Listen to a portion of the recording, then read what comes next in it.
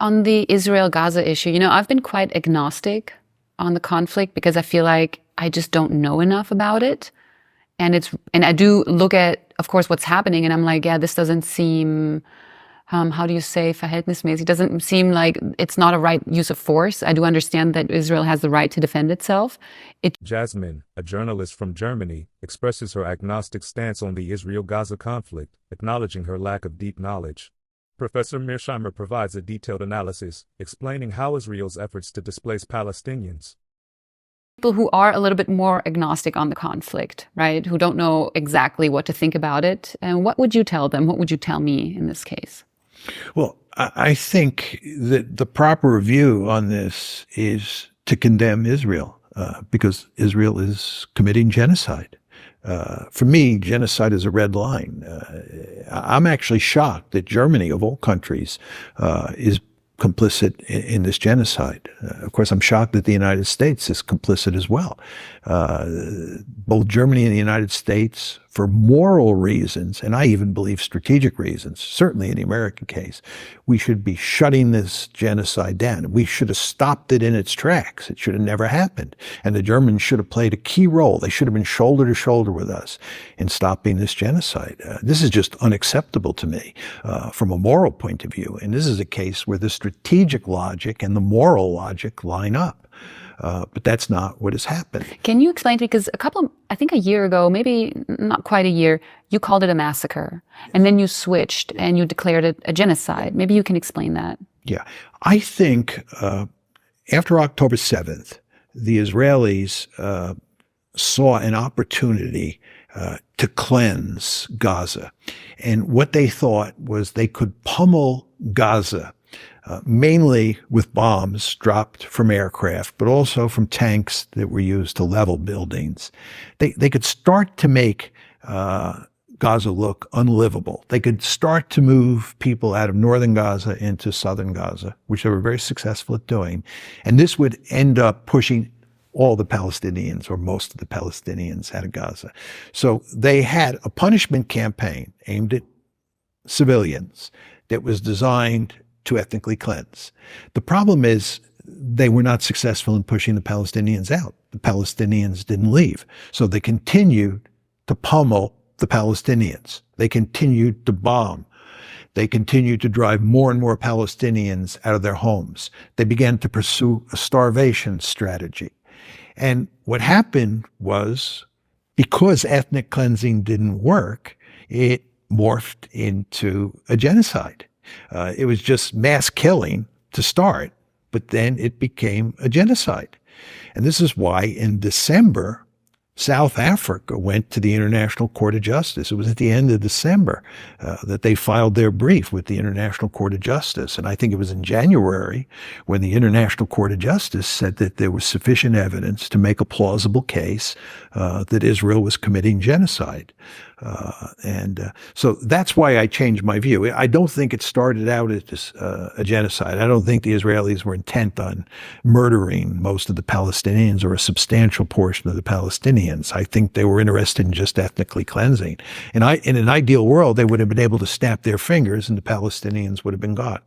Very important to understand, Jasmine, that inside Greater Israel is the Israel that was created in 1948, plus the West Bank, plus Gaza. Those three big chunks of territory comprise Greater Israel. Inside Greater Israel, there are roughly 7.3 million Jews and 7.3 million Palestinians, okay? And when you have a system like that, you can't have a true democracy, especially when you look at Palestinian birth rates versus Jewish birth rates inside Greater Israel, right? So you can't have a democracy. They don't want a two-state solution. They want to maintain Greater Israel. So how do you make it work? And the answer is you create an apartheid state. Israel is an apartheid state. It's, again, politically incorrect to say this in the West, but in Germany as well. In Germany and in the United States and in Britain, right? Again, this is why the mainstream media avoids people like me and people like Jeff Sachs, because we say Israel is an apartheid state. But as I often point out to people, Amnesty International, Human Rights Watch, and B'Tselem, which is the leading human rights organization inside of Israel. Those three human rights organizations, these are blue chip human rights organizations, all three of them, have produced large reports, substantial reports, well documented, making the case that Israel is an apartheid state. And anybody who's ever been there, like me, knows it's an apartheid state. But the Israelis would like to put an end to that. They know what happened to South Africa. They don't want to remain an apartheid state. And the question is, how do you put an end to being an apartheid state when you don't want a two-state solution? You don't want to give the Palestinians a state, right? And you don't want to go to democracy, because if you go to democracy, it won't be a Jewish state. It'll be a Palestinian state in due course, right? The way you do it is you cleanse. Ethnic cleansing is a way of dealing with the apartheid problem. That's what's going on here. They want as few Palestinians in their midst as possible.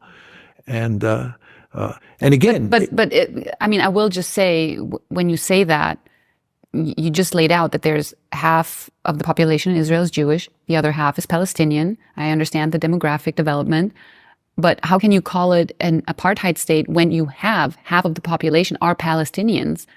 And there's even Palestinians who have Israeli passports, who live there, who work there. Like, I don't quite understand. There's some, yeah. The ones in cards, but the vast majority don't. No, again, you should look at the three human rights groups' reports. This is a system of domination, right? Look at Gaza. I mean, why do you think October 7th happened? If you listen to Israelis and Israel's supporters in the United States, and many Germans, I'm sure, talk about what happened on October 7th, you would think that the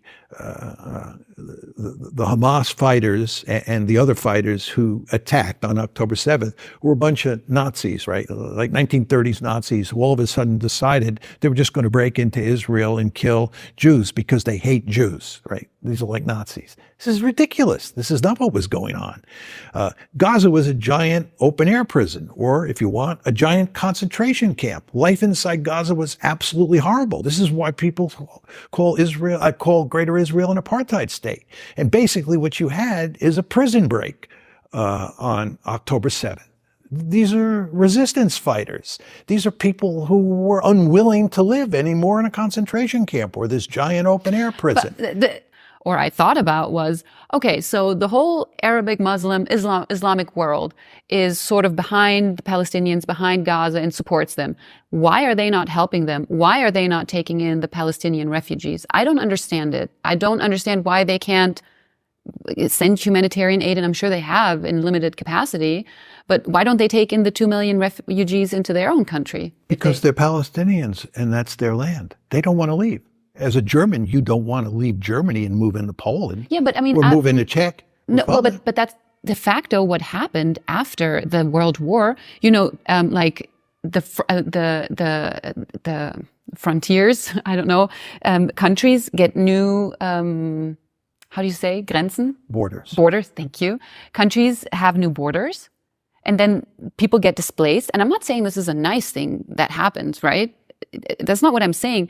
But you're saying it's acceptable. I'm not saying it's acceptable. I'm just saying that the Palestinians are still considered refugees after being there for 70 years. Why are they still considered refugees? It's not like in Germany or after all the displacement happened. In fact, they want their land back. That's what Hamas is all about. If you go back to 1900, there are hardly any Jews in what is today Greater Israel. Okay, so, and this is why I'm probably so agnostic. And the Zionists came in and they took the land. But that's not exactly what happened, is it? I mean, there was like a declaration, there was something going on with the Brits, right? That gave the Israelis the land, or the Jews. You think the British had the right to give the Palestinians land? No, that's not what I'm saying. And this is why I'm so agnostic on this issue, because I am not very sure about certain historical facts, and I'm just like, this whole mess down there just seems to me like this black box of, I don't know, of unfortunate historic events. Because I don't want the Jews all of a sudden to not have a country either. Is that understandable? I fully understand why the Israelis want their own country, right? But you want to understand that this land, not too long ago, belonged to the Palestinians. But these things happen all the time in history, John. You can't make that.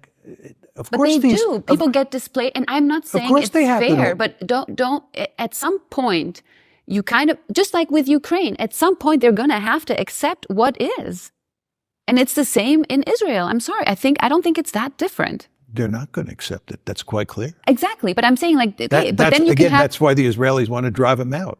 yes, but you can choose unfair peace, or you can fight for fairness of the land. I mean, you can choose whichever you want.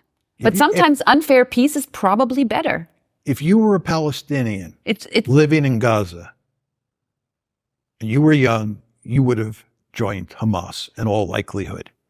I understand. You would have rebelled. Listen, John, And if your family owned property that was now part of Israel, you would want that property back. You would view it as your property.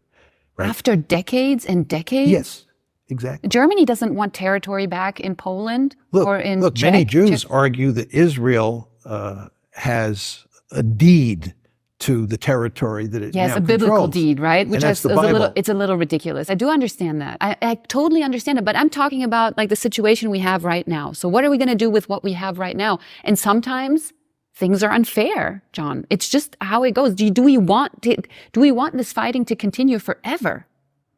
Because this is what I'm thinking. I want to be very clear here. The United States believed for a long time that it had a solution, and many American leaders still believe there is a solution. It's the two-state solution. In other words, divide the land, divide Greater Israel, give the Palestinians a viable state of their own. This is not a viable solution. You've said so yourself. This is not going to happen. That's right. But why is it not a viable solution? Well, probably because Israelis don't want to give them their land. That's right? correct. Yeah, That's right. I recognize that. Well, if they don't give them their land, you can then expect the Palestinians to fight back. Okay, I understand this, and I totally understand. I understand that when you're a young person in Gaza and you've seen your family be killed by an IDF attack or what, I understand it completely.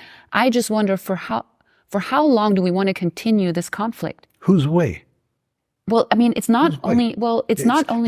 how long do the Palestinians want to continue to resist? And for how long do the Israelis want to continue? Well, it's not just between Israel and the Palestinians, is it? There's obviously a global community that is involved. The global community is largely ineffectual because of the United States. You pointed out that Steve Walt and I wrote this book. The United States basically supports Israel. There's other countries involved. It's not just Israel and the resistance in Gaza. Yeah, but the country that's involved that matters is the United States, and it's joined at the hip with Israel. It does basically what Israel wants.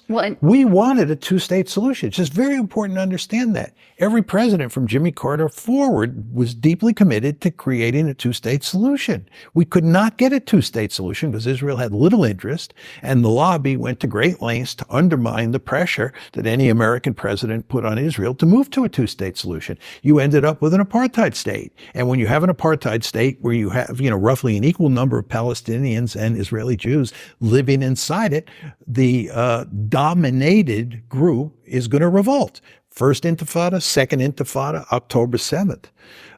This is hardly surprising at all. And the question on the table is, can you beat the Palestinians into submission? When I listen to you talk, I think of Zeev Jabotinsky, and his concept of the Iron Wall in the 1920s and 30s.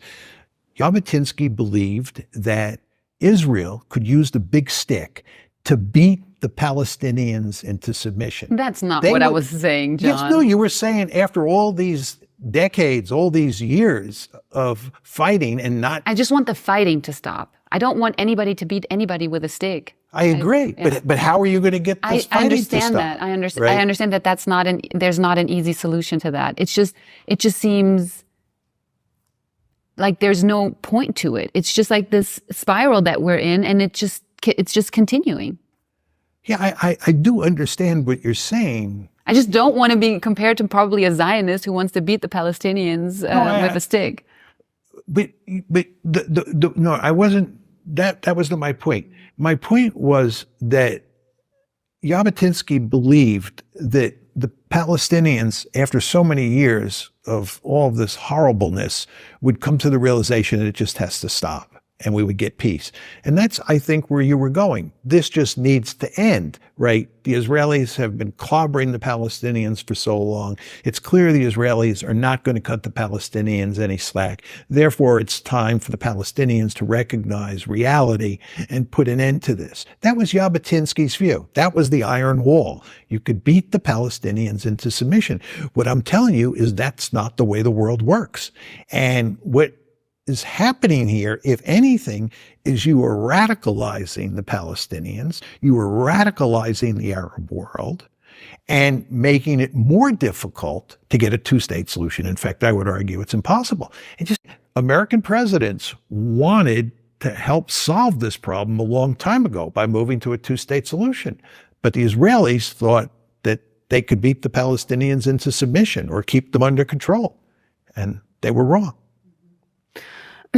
This has been an interesting discussion. I think that I'll probably keep my I won't keep my agnostic view on Israel and Gaza, because I do understand that what's happening is unfair. It's not just, right?